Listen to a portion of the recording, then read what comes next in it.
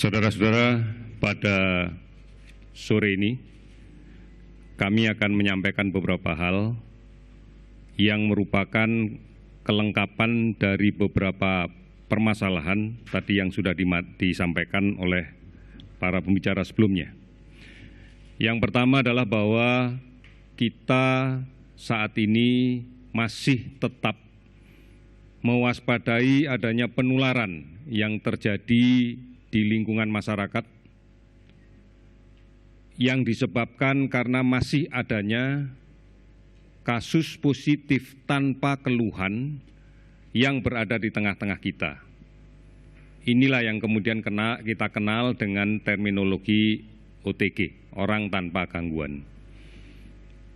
Ini menjadi potensi tinggi terjadinya penularan di tengah masyarakat, karena pada satu sisi orang tersebut tidak mengalami keluhan apapun, dan kemudian di sisi yang lain banyak masyarakat yang masih belum melaksanakan dengan benar ketentuan physical distancing, menjaga jarak. Oleh karena itu dari hari ke hari inilah yang menjadi kekhawatiran kita, bahwa penularan masih terus terjadi, masih terus berjalan. Oleh karena itu kami harapkan ini menjadi perhatian kita bersama. Kita jadikan ini adalah titik pangkal untuk pencegahan dan pengendalian penyakit COVID-19 ini. Tetap tinggal di rumah adalah jawaban yang terbaik.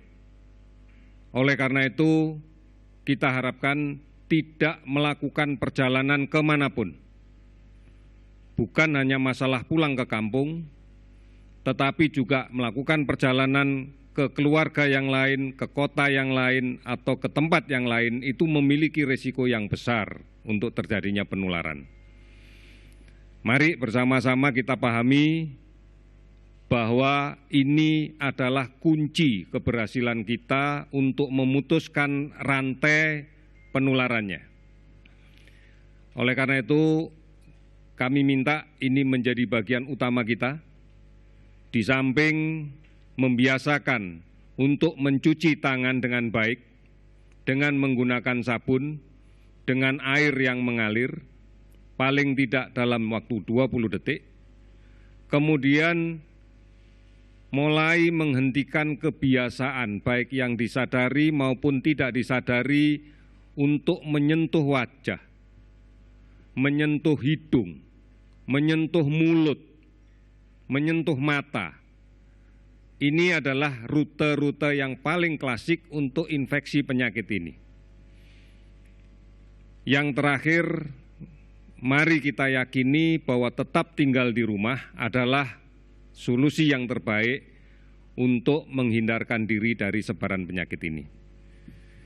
Saudara-saudara, berikutnya kami sampaikan bahwa pada hari ini tadi telah kita lakukan pendorongan logistik berupa APD dan masker dari Jakarta menuju ke Batam, Tanjung Pinang, Medan, Banda Aceh, kemudian Balikpapan, Tarakan, Gorontalo, Manado, dan ke Palu, kemudian Pontianak, Palangkaraya, dan Banjarmasin, dengan jumlah kisaran antara 5.000 sampai dengan 7.000 lembar APD, dan masker dengan kisaran antara 20.000 sampai dengan 150.000.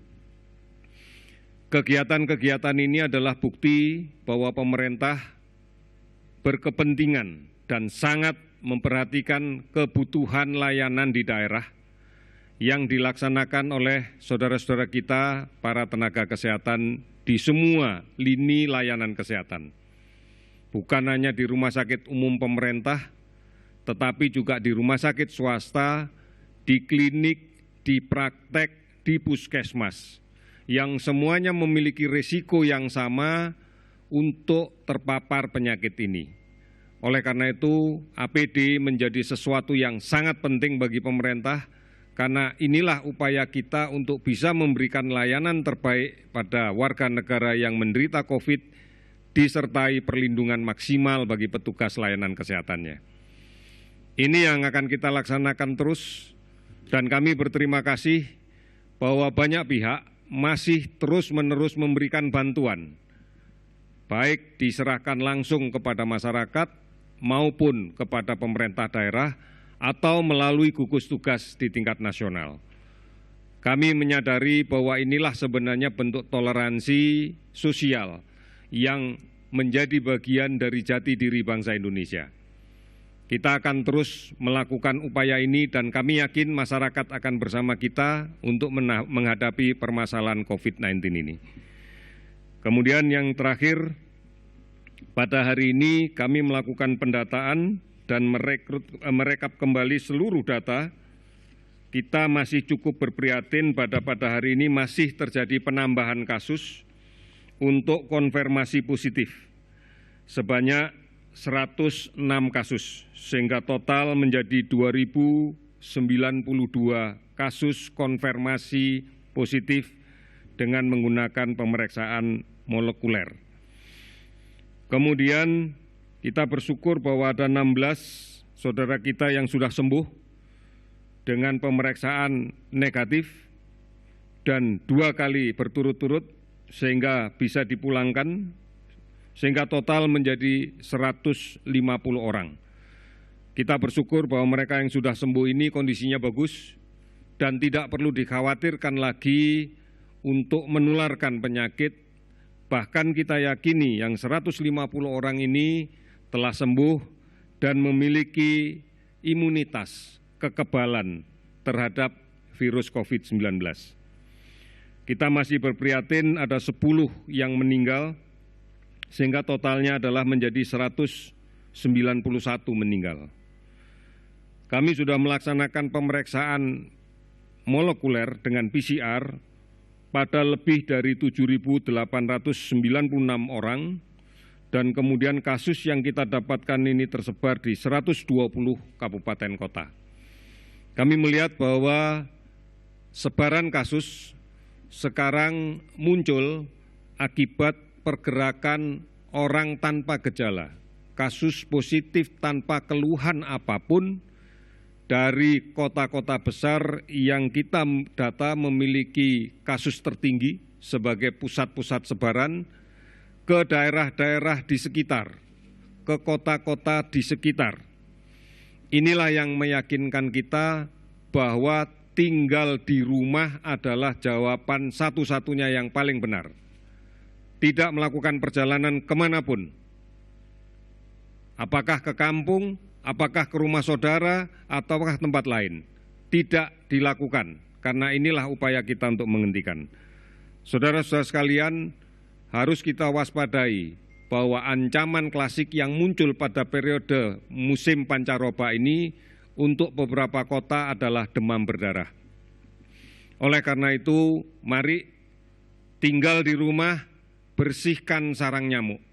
Ini adalah jawaban yang paling tepat, bukan hanya untuk mengendalikan COVID, tetapi juga untuk mengantisipasi sebaran penyakit demam berdarah yang secara frekuentif akan muncul pada periode-periode ini. Kami yakin kita semua bisa tinggal di rumah, berantas sarang nyamuk.